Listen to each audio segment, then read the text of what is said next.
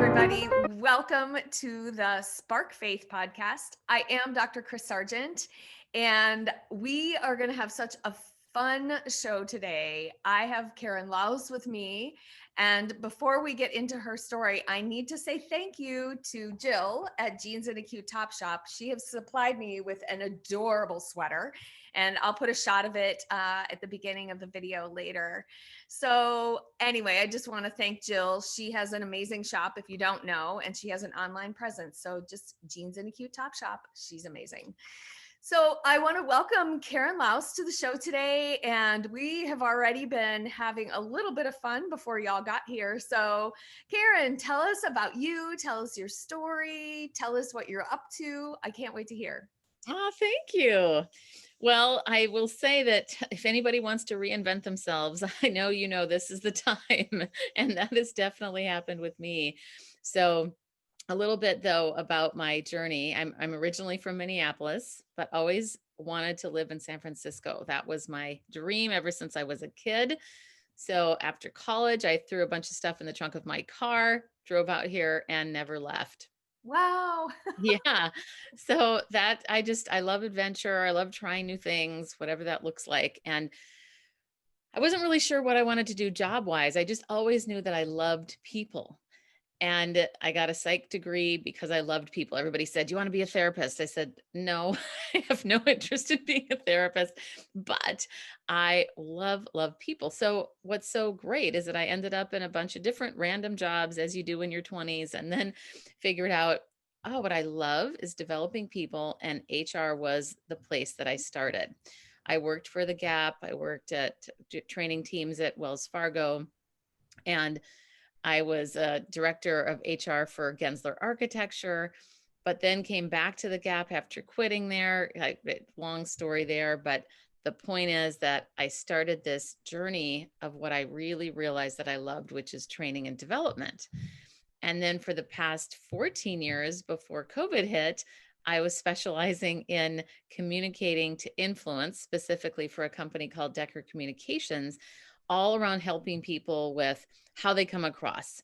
And that really is where I found my sweet spot around recording people on video and helping them see how they're doing with their hand gestures, their facial expressions, and for women, particularly voice. That's what I really want to help people with.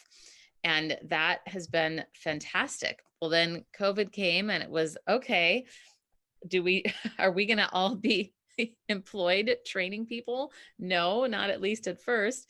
So it was one of my dreams to really focus on putting my stake in the ground around keynote speaking, because I had been doing that for Decker for 15 years, but I wanted to do it for myself and specifically for women.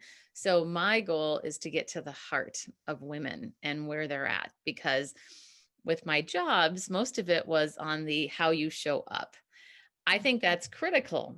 But what we didn't cover is the internal world of self-doubt, fear, perfectionism, imposter syndrome. And that's what I'm really passionate about, because that's really my story. Because ever since I was a kid, if you look at my parents, my dad really called the shots with my mom. So I grew up really believing that a man or an authority figure was supposed to make choices for me and tell me what to do. Interestingly enough, he also taught me that, both my parents really, that I could do anything that I wanted if I worked hard enough and was persistent enough and determined enough. So, to what we were talking about earlier, on the outside, I've always been one to just go for things, almost overconfident, like, oh, I can do that. But That's it's the so interesting internal. though, because you had both messages, right? You can go and do anything as long as a guy is deciding it for you. How confusing, right? Well, it's so interesting because, yeah, I mean, absolutely. Because I think, gosh, how do you make sense of that? Because I never had him actually say that, but isn't that interesting about the modeling? And then with my mom not standing up for herself, specifically a couple times, I vividly can remember that, and thinking then that, oh, that means that I don't get to choose and I don't have value. My choices don't have value. Even to the point where I was back and forth with a guy many, many years ago now. And I remember my therapist saying, "Well, what do you want?" And I said, "Well, I don't know what he wants. Ugh. Yes. How many times do we do that though? Like, I'm not Totally. gonna make, and I don't think we all do it consciously. Do you? No, no. I mean, to me, it was as just that was what do you call it? The God's truth. Like that I didn't know what he wanted yet. So I couldn't know what I wanted. And it was so interesting. I mean, that was a pivotal moment in my life Mm. where the therapist says back to me, but Karen, what do you want?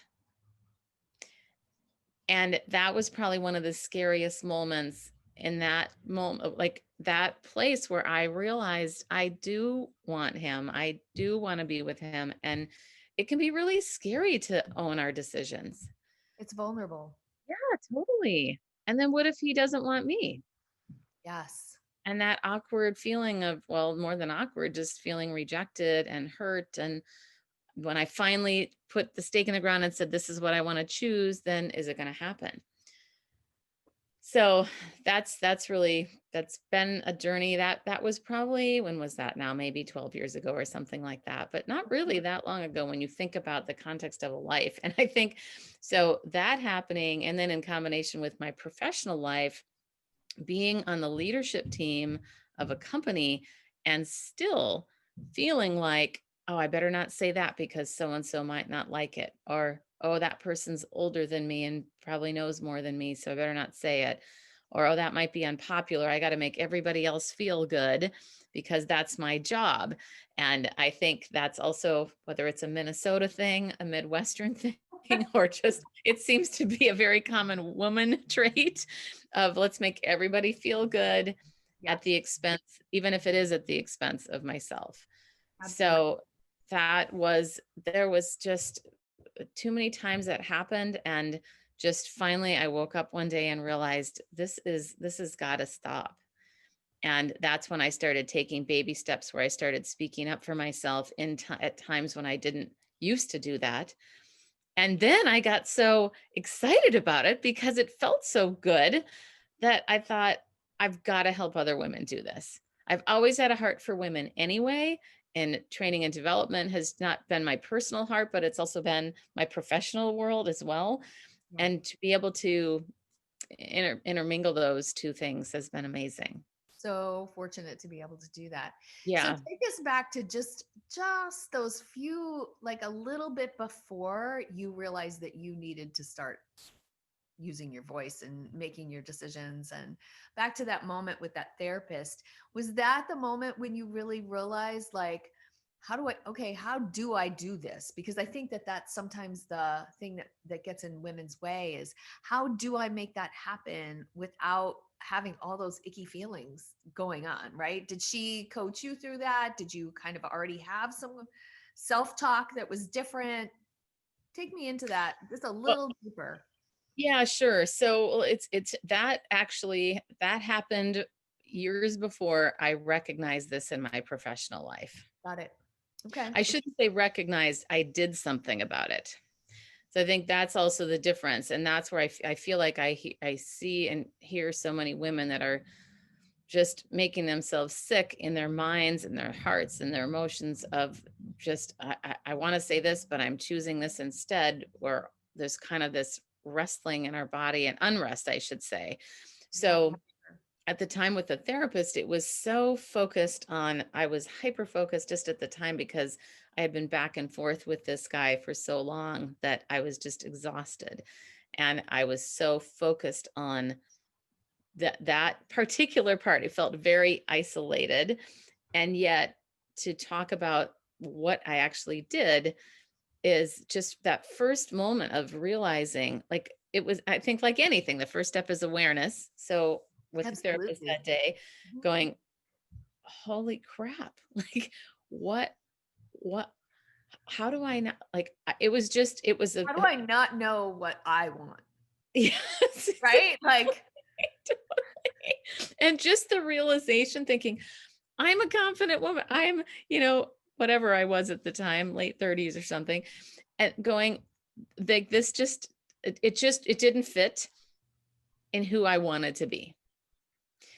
And then going, okay, now frankly, each day was just another walk. And frankly, that was where a big faith walk. I mean, my whole life, we talked a little bit about that, but Say, faith is say so more about important that. to Yeah, me. great. Go And there. that was just totally trusting God that, okay, like my needs matter. And I think that this is also such a big thing, especially for women. And I mean, frankly, for men too. But how many of us, first of all, even know what we need, take the time to identify that? And then the next step, which is the hardest, is to ask for a need to be met. So I was wrestling with all of those things. Like, could I actually, am I valuable enough? Not that I was even very conscious at the time, but am I valuable enough to say what I want out loud? And would somebody even care if I did? So those are the kinds of things that I was wrestling with and really just seeking God about, like really looking at how God loves me and how valuable I am. And that's also such a big part of my work today, that there is no one, I mean, there's no duplicates, there's no clones of people. None, You know? none. And I love what you said. I'm going to stop you for just a second because that's such a big part of my story. And my listeners know that when I realized how valuable I was to God and that I was put here for a very specific purpose, this being part of it, I like that was the, like, for me, that was like the crashing moment. And even though I'd heard it a million times, right? You're special. God only makes one of you. Like, you hear it. And then there comes that day where you're just either so down or it's so obvious and it's so clear that God just really loves us exactly where we're at, in the messy and all, in Mm, the I don't know, in that feeling of my outside and my inside don't match. mhm, mhm. Well, that's such a beautiful way to say it, because that's a huge thing that I talk about too, is being aligned with who you are on the inside and the outside, and how freeing that is. So Oh, really, at the end of the day, freeing. my whole mission, I may help people give killer presentations, I may help people promote themselves, all of these things, with deal with communication issues, but at the end of the day, it's about, I want women to be free. Yes. Yes. Free to choose, free to stick with their choices and trust themselves, free to trust God, free to speak. Yeah, exactly. Exactly. Mhm. Because I just see so many people tied up in knots, and that was such a big part for me. I can still, it's so vivid, all the leadership meeting. Every week we had a leadership meeting, and I remember just so often holding back. And ironically and thankfully, I had a really great coach and my boss, who was the president of the company. And I remember her saying to me, trust your gut. Like, she used to say that so much. I mean, I can remember one time that is probably one of my most embarrassing moments, but also one of those pivotal moments, that we had all talked. There was 7 of us on the leadership team, and we had talked about 2 months prior about doing something with the company. And so I was the one that volunteered, and it was really in my area. So I thought, okay, but months went by. I didn't even really feel aligned with it in the first place. But because my boss said, let's do that, here I was trying to be organized, get it all together. And then we get in the room, and I felt so unaligned with what we were doing that I was almost speechless. And it was really embarrassing because 2 people tried to save me.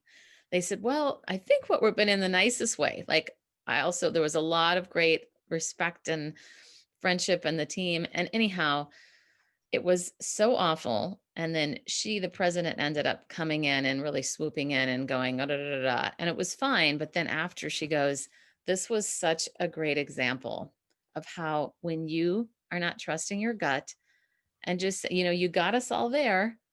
And here we are starting to talk about this thing.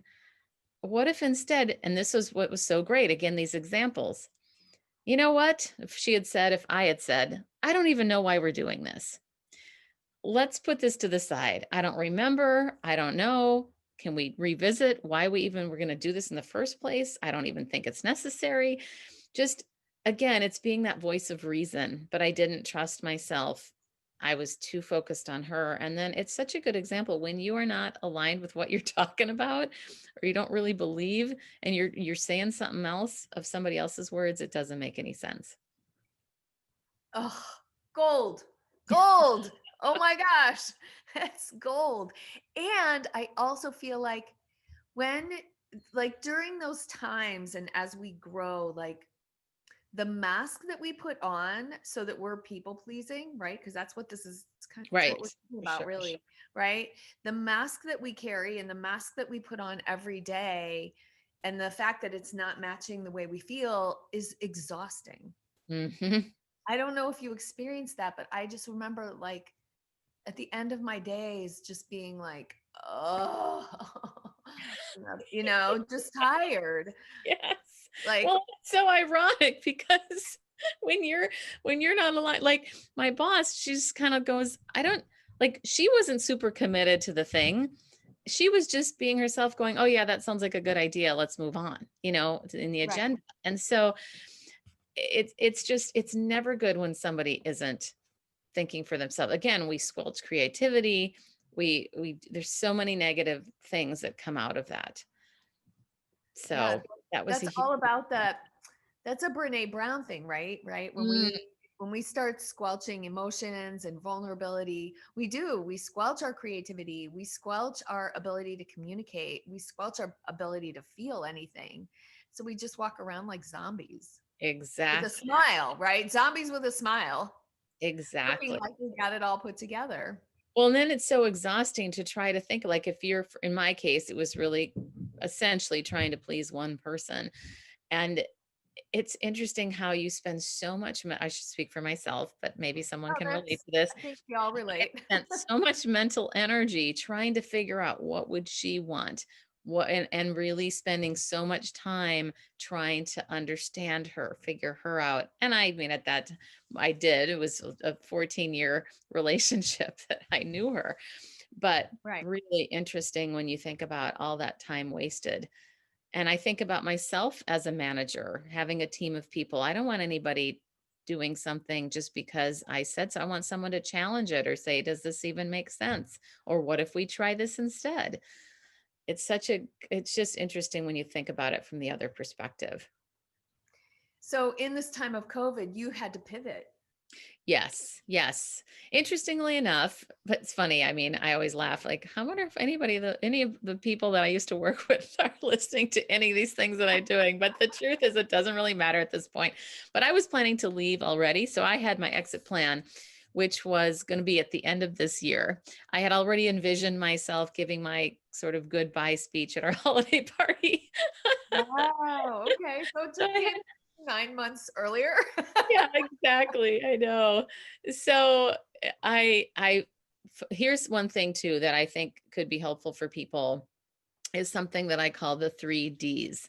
And this is what came out of me making that decision to leave and focus on my dream instead of putting it on the back burner, which I kept doing over the years. And that was to be a speaker specifically for women to help them find their voice and stand out.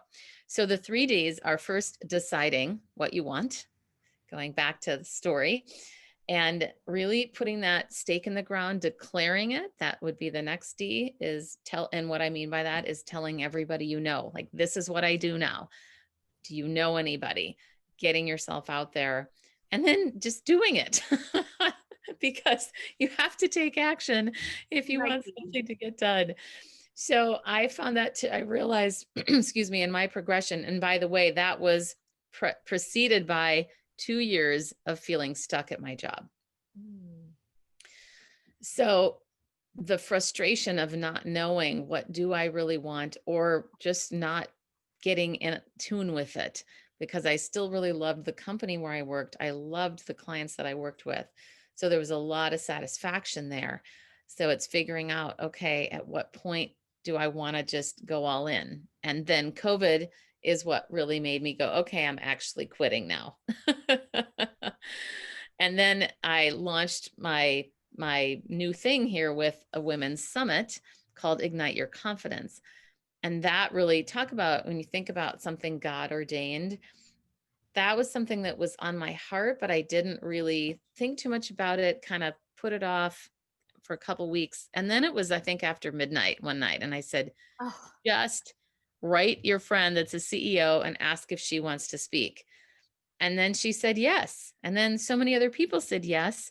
And all of a sudden, my vision was to have 21 women that I would interview on how they found their voice and their confidence, all successful entrepreneurs. And specifically, I wanted to have 50% women of color. And I got really close, really close. I think we had 9 women of color and 11 other white us white the rest people. of us. So it was just, I felt like God just rolled out the red carpet for that event to happen.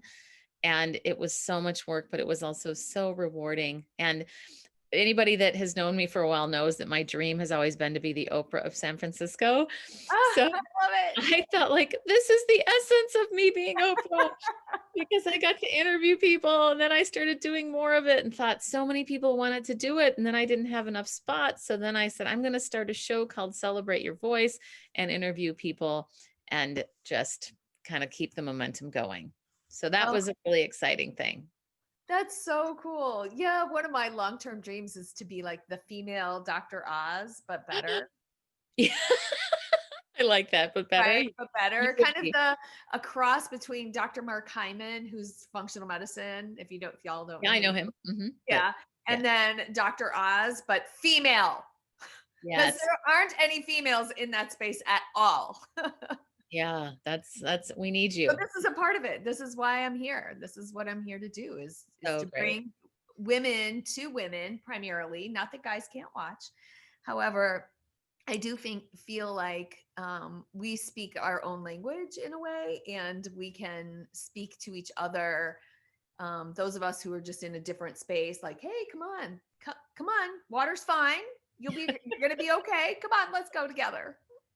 Yeah, love, Yeah, love, exactly. love it. I love that you put together that summit. That's amazing. Yeah, it was one of those things. I love those moments when you just get a hunch about something, and then you Hmm. kind of, well, maybe no, and then but then it keeps coming back, and thankfully it wasn't that long. I've heard of people that have those hunches and then it isn't till years later.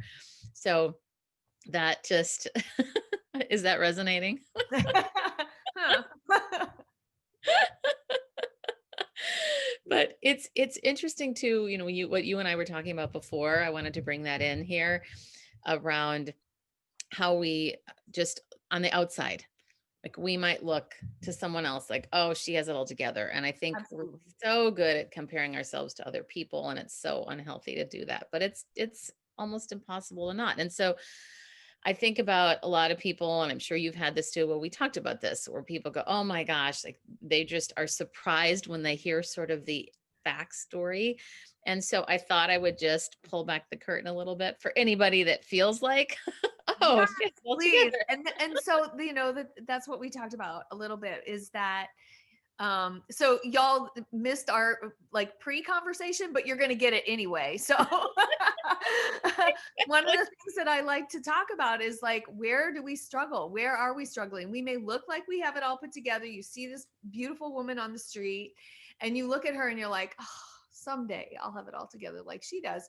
And what y'all don't know about me this morning was I was freaking out about my refrigerator being broken, and I don't have it all together, and my house is a mess, and now I'm living out of my garage refrigerator and my freezer in the basement. Like so yeah, so life doesn't like it may look one way on the outside. Go ahead, Karen, take it away. Yeah, yeah. Well, I'd say that, like, first of all, COVID, before COVID, I think it was February when we found out that my husband's kidneys are failing, like rapidly failing. And just praying against dialysis, like praying, praying, praying, like, nope, that's not going to happen. Having so much faith, like, that's not going to happen. It's not going to happen. Well, in April, the end of April, he went on dialysis. So that is just right in the middle of COVID. I So mean, just hard. so challenging and dealing with that. The good news is it's very possible now that I'm going to be a kidney match for him. So that's really What? exciting. So that's pretty unusual. So that's definitely exciting, but those are the things, it was funny because like you were saying, like nobody knew that I was dealing with my fridge in the back. And I remember once like carrying up boxes from our garage and then like trying to do that really quickly for him so that then I could get to my next meeting and all these things. And then my own just stuff with that. And then two things, like I have never had an issue keeping, this is going to sound weird, keeping cats. I love cats. I've had cats for 20 years. Oh, In the last 7 weeks, I have lost two of them. They have oh, gone missing. Like, I don't know where they are. And this has been rocking my world and trying to ask God, what is this about? And then someone saw one in the neighborhood, but then I went there to bring food the other night. And just the unrest that this brings in the midst of trying to run and essentially now start a business. So it's the start and the run. And then people feeling like seeing my summit. Yes, it's beautiful. I paid a lot of money for it to look that beautiful and to go well. And it's slow going clientele. It's not easy. And it's interesting to me that because I think I don't know if anybody else has had this experience where you expect something, but you didn't really articulate it until the thing happens and you realized, oh, my expectations weren't met. And then you almost have to backpedal and go, oh, wow, like the summit I just thought was going to be my coming out party. I thought I would get all these clients from it. And what's so fascinating though, and what one of my good girlfriends said that's in my prayer group, she goes, I really think that God is going to bring you business in places that don't seem like it really came from your effort because he wants you to know that it's him. And that is exactly what's been happening. All the ways that I thought things were happening through my summit, it's really coming from stuff that I did in my past. So, anyway, I said a mouthful there. yeah, that is a lot. So, thinking about like, oh, well, my fridge thing looks pretty small compared to you're going to give your husband a kidney. Mm. Like, hello, ladies and gentlemen. Um, Keep your life in perspective. Are you giving one of your organs away today? Because how But it's often, relative for sure. like that doesn't, that's unusual. So thank you Well, for perspective. oh, you're welcome. And I wasn't And trying. I really think it's important to remember though that it's a relative for everybody. You know what no, I'm saying? it absolutely is. But Yeah. I mean, for me, this morning, my freak out, the straw for me this morning was my fridge, right? And Mm, so, and it's just such a, like, in the big scheme of things, it's going to be fine. yes. Where we are all, where we're at Yeah. the moment. Right. Well, and I think anytime your life gets disrupted from a routine, and I feel like that is a big part of why COVID has just been so challenging. I mean, amidst all of the other things going on. People don't But like change. right, right, exactly. So yeah, sometimes it's just hard and hard to keep spirits high and be there for other people. And so anyway, I wanted to put that out there as well to just know. Yeah. And there's plenty of times where, I might be wonderful and people say, oh, you have so much joy and you're so positive. But then there are lots of times when I'm also highly critical. I have lots of that also from my upbringing of it's got to be perfect. I had a perfectionist mom and a critical father. It's like you marry those two together. Like I'm fighting that all of That's the a time. lot of I'm not good enough. Yes. That's a lot of I'm not good enough. I definitely feel healed from most of that, not all of it, obviously. It's a journey. And I feel your pain around your summit. So you may not know this, but a couple years ago, I published a book called Simply Functional Medicine. And I thought the same thing, except for I'd been in practice for a long time. So I just thought this would take it. And it was like, wah, wah, wah. So Oh. it's very, yeah, I definitely had the same kind of feeling like, huh, okay. There you go. I wrote a book. Well, I think it's so interesting, isn't it? I don't know if you had this same thing, but I really felt like this summit was God ordained. Like, Oh, Lord, absolutely. So was the book.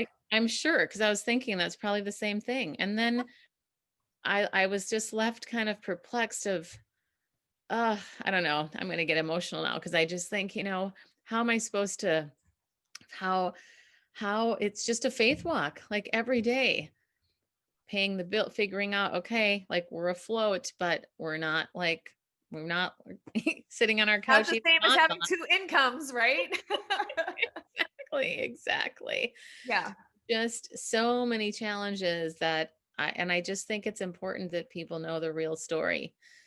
And I also think what's fascinating to me about for anybody else that's an entrepreneur, that I continue to be reminded. And when I first started my coaching practice 20 years ago, I was reminded of this before I went back to the corporate world, that your clients usually come from people that you know.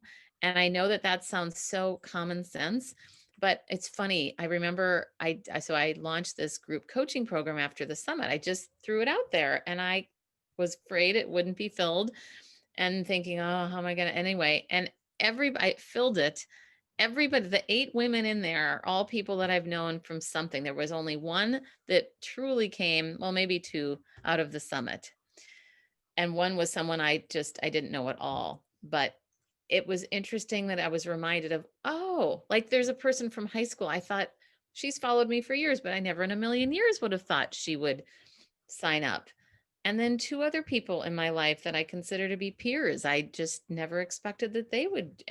So it's such a good reminder that usually your clients aren't just some cold person that calls you off the street. No, that's why this is so important. And for me, it's important that um, you know, I have to give the glory here, not only for my book, because I didn't. I took a lot of credit for myself on that one at that particular time in my life. I was fighting with God a lot for the last 8 years, Mm. 7 years.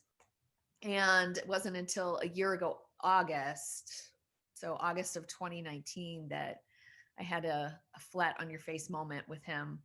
And so my faith has skyrocketed again, where it's been for most of my life, minus the short 7 years. And now really realizing that, of course, that didn't take off the way I thought it should, because God had me exactly where he wanted me. Right. This like fail and learn and fail and learn and fail and learn and fail and learn, and yes, I'm here for you, and yes, I'm here for you, and yes, you are good enough, and I'm going to drill down into that I'm not good enough, like a dentist, right? Oh, I'm going to drill down into that, and I'm going to fill it with love. So that's mhm. for That's you. so beautiful. I love it. Well, I think that's such a good point because that, I mean, this thing about the cats feeling totally powerless, with my husband feeling totally powerless, and Yeah. being used to controlling things, it's just so hard to release control. And it's obviously not helping anybody. And even just, in the spirit of perspective, when the first one went missing, first cat, I was just so devastated. And I remember just feeling so uh envisioning that she was in a ditch somewhere and that I wasn't responsible, that I didn't save her, that I should have, would have, could have, all of that stuff. And then I had to remind myself, like, imagine, think about the different perspective. What if she's out partying somewhere, having the adventure of her life?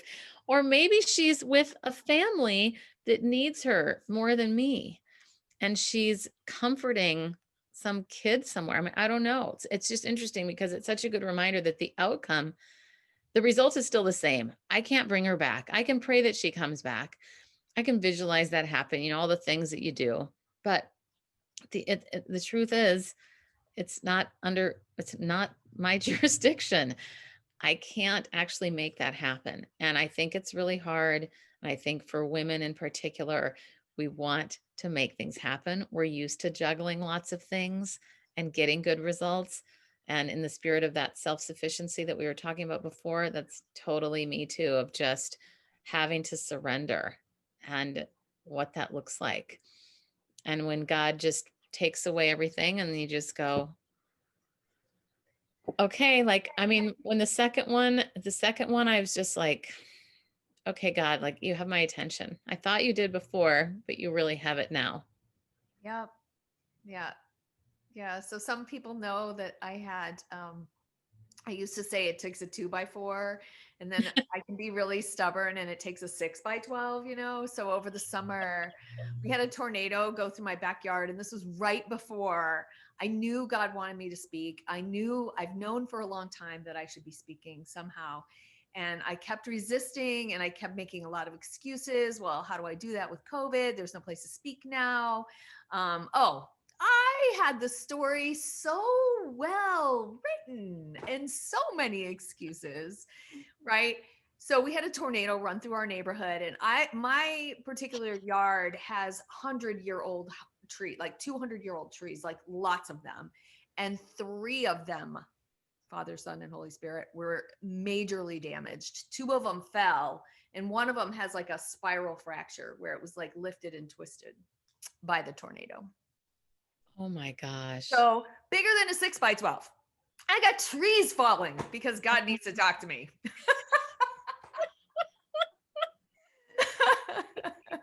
So yeah, and your cats, right? Like, what does it take to get our attention? What does it take? What's it going to take to all of you out there? What's it going to take to get your attention about your health? What's it going to take to get your attention about your spirit and your body and your mind and your mental health, right? What's it going to take? So tell me a little bit. I'm Yeah. going to shift gears a little. Yeah. Um, Tell me a little bit about how you stay healthy during all of this, right? Because you Yeah. have a husband and you have to clearly have to stay super healthy now. Um, Well, clearly not always. That's the thing. I think about my choices of the Ruffles potato chips that I was eating last night and the Haagen-Dazs ice cream. But I do think this is it's funny because I realize, oh, wow, this is such a part of my life now about what I'm about to tell you. So, first of all, I've struggled with weight my entire life. yeah, welcome to the club. And like many, many women, just tried all the things and never felt good enough, never felt pretty enough. I was not the pretty, skinny blonde girl in high school. And and so it was recently, last December, that many people I knew, it was like one person after the other was telling me about intermittent fasting. And on December 13th, when I had pretty much hit probably my highest weight, I think I was 190 something. I don't even remember, but close to 200 pounds. And I had so many problems in my knees at the time. And I've just never had any health issues per se. So to have all of these weird physical things going on, I was going, what is up? I could barely walk. I remember driving to a dinner in Sacramento, which is about 2 hours from San Francisco. And I listened to gosh, now I'm forgetting her name. Her first name is Jin, but Delay Don't Deny, this book on intermittent fasting. And I have been doing that since December 13th. And it has made a massive difference. Fabulous. Just massive difference. And it's the only thing that's ever worked. And it's not like I'm just eating all kinds of junk food all the time. That is not it. I eat really good, healthy meals. I do have an issue with sweets for sure. I love sweets, but the discipline for me that it seemed really easy. And for anybody, I mean, I know this is your audience, so probably people know this, but to just not eat for 16 hours, it's actually so much easier. Even the other day, I usually eat later at night. So, or I mean, I'll allow myself to eat later at night. And so I remember the next day I was just working and doing things, and I didn't end up eating until I think 6:30, and I was starving at that time. But regardless, the point is, in the past, the fallacy of, oh, you have to eat every 2 hours, I have had that on the brain for so many years. And I know everybody's got to find what works for them. So that's really important that I feel like I need to say that. But for me personally, so much less inflammation. I didn't even really know what that was before. And just being about 25 pounds lighter makes such a huge difference. And it's not even that I tried that hard. It was just I stuck to simply working on not eating for that period of time. That's fabulous. And I have clients who do intermittent fasting. I have people who run a more diabetic every 2.5, 3.5 hours. I have the vegan to carnivore, everything in between. So you're Yeah, right though. Everybody has to figure out what works for themselves. And there's right. not a one size fits all, really. I'm Exactly. going to Well, start with for what me, I know or think will work for a client, and then we move and we shift until we figure it out. mm-hmm. Yep. Yeah, I mean, it's so funny because I think for me it was psychological of, oh, I have to eat every couple hours. And then Yeah, of course I would just eat habit. whatever. What's that? It's a habit.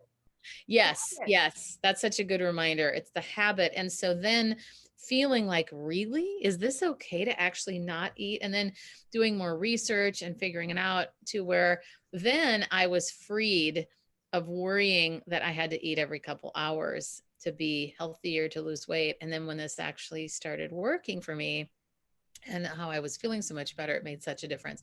So that I know there's many aspects of health, but to me, because that was such um like a prison for me my entire Oh, life, I really do feel it's interesting when you think about how God orchestrates things as I'm talking about this, realizing, wow, I really feel free related to my body and my eating. And for the first time, I think in my life, I'm not fixated on, oh, that doesn't fit me or that. Oh, should I eat that? Oh, I want to eat that. Oh, no, I shouldn't eat that. Oh, can I eat that? And again, that's exhausting, right? And when you have exactly. find a plan that works, it's not exhausting anymore. And the the overarching or bigger motivation is easy. Mm-hmm. Mm-hmm. Exactly. Yeah. Yeah. So there's that. And then the other thing too, just finding what works for you. I think about like sleeping. So I I am definitely a night owl. And so now I've just decided, you know what? Now that I don't have to show up for a job every day, then I have later appoint. I start my day later because I like to sleep in, but I'm usually working at 1 or 2 in the morning sometimes. So that's often when I have my quiet moments. A lot of people get up early and they work in those times. For me, it's staying up late, and that's when I'm most productive. That's awesome. So that means this morning I was probably getting up when you were going to bed. Are I you an usually early get up bird? as early as I did this morning, but Oh I, no. it's just the way that God had it pre-programmed for today. I am a morning person though, definitely. Oh God. 8:30 at night, I am like done, done. Well, and that's such a good reminder too to just do what works for you. Don't worry about what other people say or think. Because I oftentimes, and I can understand this, but I had been coached in the past of no more late night emails or be mindful of how that looks to your team. Do they then think they have to be up all night? And it's just it's a hard balance. It's a good reminder of, how am I being, like, where is it that I need to be a good role model, and then where is it just this is who I am and that's okay. Yes. And if your So team understands that, then yeah, then yeah, it's about that communication piece, right? You're right, communicating about that. right, exactly. Yep. So I'm going to shift gears one more time. So, and this is kind of the crux of part of our podcast, right? And we've already alluded to the fact that neither of us really have it all together. Um, um, so where is that stuck spot for you, or where is that spot that you're negotiating either with God or inside yourself or with the Holy Spirit of where is that? What does that look like for you? Sure. Well, I'd say it's the root of pride. That's what I've been realizing recently. So, for me, just pivoting to the whole online space after having done my time in the corporate world, basically as a career, I have, it's like 25 years of experience now. And to think to reinvent and feel like for my summit, here's a good example. So to charge $47 for a bunch of bonuses plus a half hour of my time, like that's unheard of. Like that is not even close to my normal rate. And to reconcile with that, and thankfully having coaches in my life, like my Facebook ads person just said, that's pretty typical. So if you are adding a package for your summit, it can't be, you know, $350, $400. People are accustomed to it's again, it goes back to what is the market used to. $47 might sell a few, even $97 was, I was advised that's too much. So I will say that's just one example, but it's part of a bigger picture around wrestling with having to feel like I'm going back to square one, Mm. and the pride around that of, and wrestling with God around, but and then, okay, so, and where are these clients coming from? Is it my corporate experience? And those gigs are coming a little bit here and there. Of course, it's never enough, right? I mean, I don't think any of it, maybe I should speak for myself, but I feel like there's always like, well, what, I want one, I want another thing, I want another thing. I feel like I'm never satisfied. But that has really been the place of pain for me right now, is it's like the humbling myself and recognizing, okay, and I think it speaks into my husband's situation, the cats going missing, which are really my babies. I don't have kids, so it's like I love having something living that I can nurture, and to just feel like things are getting stripped away, going, okay, it's just such a reminder that I am not I'm not doing this on my own. Yeah. Like, this is, or I can't. So there's a point at which you have to surrender. And it is fascinating how there are some really cool opportunities that have come my way that have had nothing to do with the summit. And it's just enough. It's like, okay, the next thing and the next thing. And I do think it's like that analogy of driving down the road with fog where you can't see anything except what's right in front of you. And unfortunately and fortunately, that's where God has me right now. In my humanness, it sucks. Yes, it's so challenging. I mean, it is. Um, When yeah, we really we know what we would like to happen, and yet, like you said, right? There's these other opportunities, like, oh, I can do that, and I did that, and that's interesting, and but then I have this whole thing that I'm trying to create, and is that what's going to be blessed, or is it going to be blessed in some other like roundabout way, because that's the way he likes to work on us. And then you made a point about when do we surrender this, and when do we continue to strive and move forward, right? Because too yeah, much striving is like that workaholic, never enough, not enough, right? And then that's not allowing God in to do the work that he's supposed to be doing in us and allowing us to be enough exactly where we are. And we can't sit back and just wait for him to do it for us. right. There's I no action in that, and he expects us to step into, our friend Catherine Gates likes, like, you have to step into the water before it parts. Right? If you yeah, remember Joshua, like, they had to step into the water, they had to get their feet wet before it parted. And yes. so, how do we make that balance happen? Yeah, well, I think that's a question for all of us, really, because I will say one of the hardest things for me to do is to be still because it feels unproductive. Preach. So hard, I Yeah. know. I mean, at my house growing up too, if you were relaxing, you were going to be given a chore that was just unacceptable. You need to keep doing. And so The human finding doing that, as opposed to the human being. yes, exactly. Yeah. It's still super hard for me. And that is when I feel most vulnerable of, no, I don't have time. Like, okay, God, I'll give you 15 minutes or I'll give you 5 minutes. I mean, I'm lucky sometimes if I do that, but just remembering that's where, and I think I was reading recently, and I love the devotional Jesus Calling around, there was some verse that just reminded me of the praying is doing something. It is. And Abiding is doing something. yes, exactly. So remembering that when we pray that we break down like spiritual strongholds and that kinds of things, or that we activate the spirit and invite God in. And to me that was a huge just a huge reminder recently.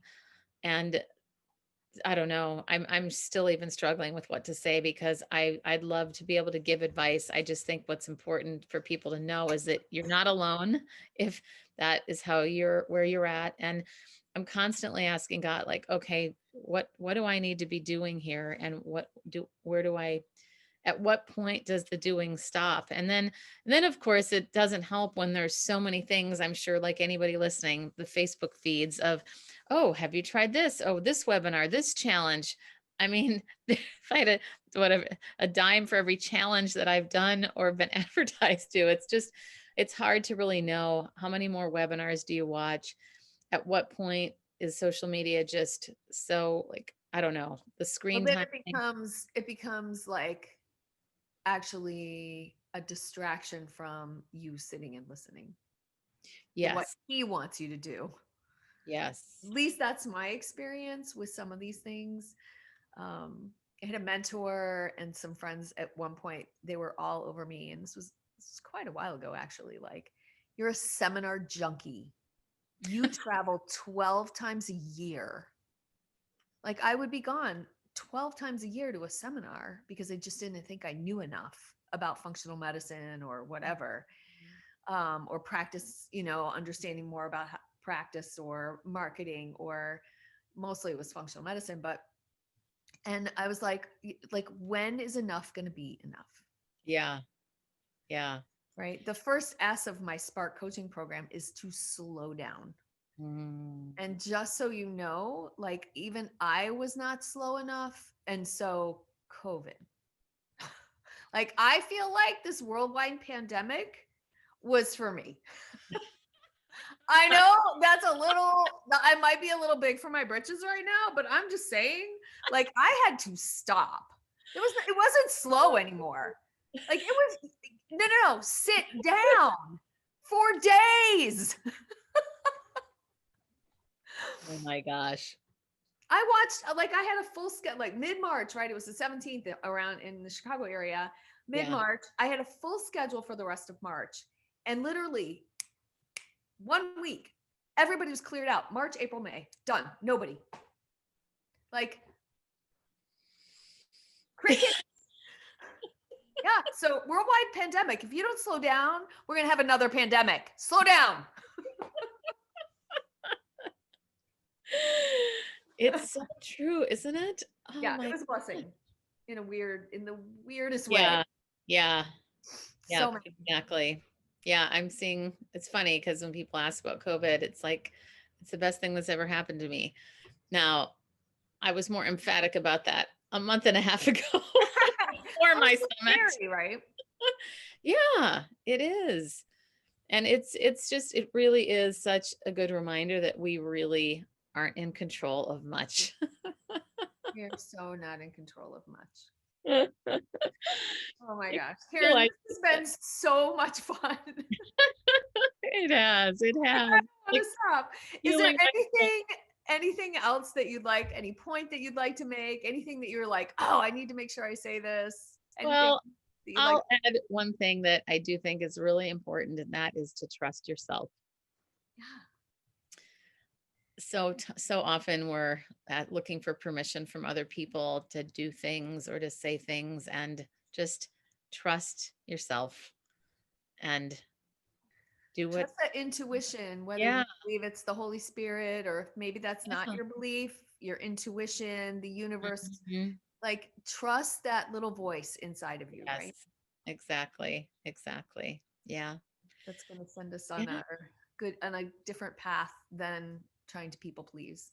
Yeah, exactly. Yeah. And one ad now that I've realized I never said that my main core value is about celebrating people. So celebrate who you are and where you're at, because it is really important for everybody to just be reminded that you really are a masterpiece. Oh my gosh. Thank you. I couldn't say that any better. So, with that, thank you so much, Karen Laos. I so appreciate you. Where do we find you? Oh, thanks. Well, I'm usually on Instagram at Karen Laos Consulting, and that's Laos, like the country. I also have a Facebook group called Ignite Your Confidence with Karen Laos. And I am going to be I'm jumping on the online train. I'm doing a webinar on the 7 ways women give away their power and how to take it back. So that's coming up on November 10th. If anybody's interested, you can check me out on Instagram and it will be advertised there. Brilliant. I love it. Thank you again. Thank you so much, Karen. This has been a blast and a blessing. Thank you so much. Ah, you're so welcome. You too. It was great. Have a great day, y'all. I will be back with another amazing interview, and in between, maybe some Facebook Lives and some other fun things happening. So, thank you so much for listening, and I'll talk to you soon. Bye bye. Hey, thank you so much for listening. I really appreciate it. And if you're loving on my podcast, then go ahead and like and subscribe and hit the notifications and the bells and whistles on your phone so that you know when I'm around. You can find me on Instagram and Facebook all the time. If you are interested in working with me, I offer a free explore call. It's 30 minutes. And if there's places in your health that seem stuck, or you're looking for different answers, if there's places in your faith or other parts of your mental and emotional life that just don't seem like they're getting ahead, if you're unhappy in some places of your world, let's see how we can work together. And that's what this explore call will do. I'm here to help you figure out how to make your best self and how to mash up again, like creating better health and faith and life and work and getting it all put together, even though we still don't have it all figured out, right? So I'd love to hear from you. The link to my schedule is right below. You can always find it on my website, Restore You, RESTORYOU. That's RESTORYOU, restoreyou.com. Talk to you soon. Take care.